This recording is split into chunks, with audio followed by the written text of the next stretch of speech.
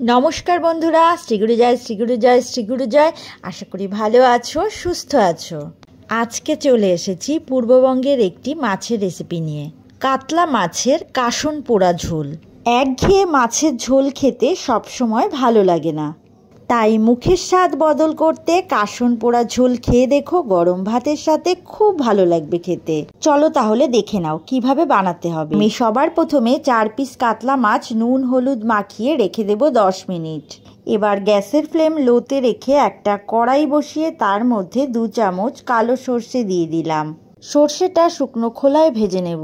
সর্ষেটা ভাজা হলে যখন ফুটতে থাকবে তখন গ্যাসের ফ্লেম বন্ধ করে দিতে হবে।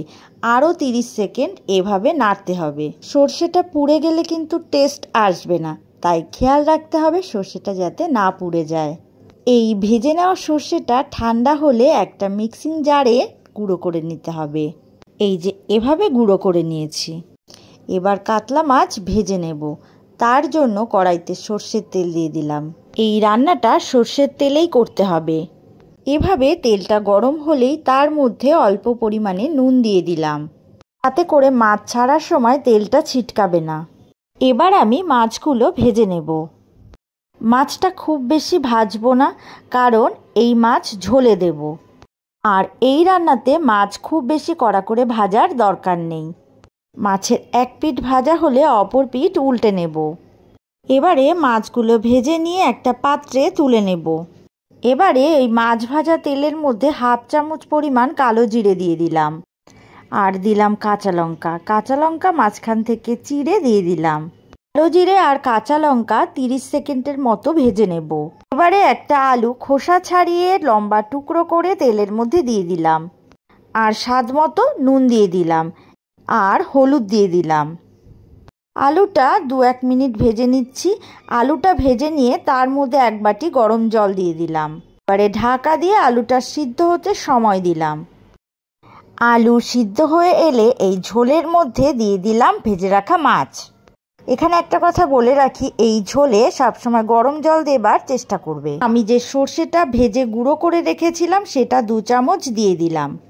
পূর্ববঙ্গে সর্ষেকে কাসনও বলে, তার থেকে কাসুন্দি হয়েছে। আর যেহেতু সর্ষে দিয়ে কাসুন্দি বানানো হয়, তাই এই কাসুন্দি নাম হয়েছে। তার জন্যই এই ঝোলটার নাম হলো কাসন পোড়া ঝোল। পোড়া বলে, কিন্তু একেবারে সর্ষে পুড়িয়ে ফেলো না। সর্ষেটা ভাজা হবে, যেহেতু ভাজা হচ্ছে তাই এটাকে পোড়ানো বলে। আর এই সর্ষেটা দিয়েই ঝোলটা রান্না করা হয় বলেই এই ঝোলটার নাম কাসন পোড়া ঝোল। আর ধনেপাতা কুচি দিয়ে দিলাম। মুখের স্বাদ বদলাতে এই রান্নাটা খুবই উপযোগী। এই পদ্ধতিতে মাছের ঝোল রান্না করে খেয়ে আমাকে কমেন্টে জানাবে কেমন হয়েছে। সর্ষের গুঁড়ো আর ধনেপাতা দিয়ে আরও 1 মিনিট ফুটিয়ে নেব। ব্যাস, আমার এই কাতলা মাছের কাসন পোড়া ঝোল একেবারেই রেডি।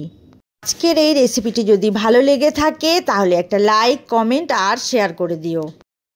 আরও নতুন নতুন রেসিপি নিয়ে চলে আসব। আমার চ্যানেল এখনও যদি সাবস্ক্রাইব করা না থাকে তাহলে আমার চ্যানেলটি সাবস্ক্রাইব করার অনুরোধ রইল। এতক্ষণ ধরে আমার সাথে থাকার জন্য অনেক অনেক ধন্যবাদ।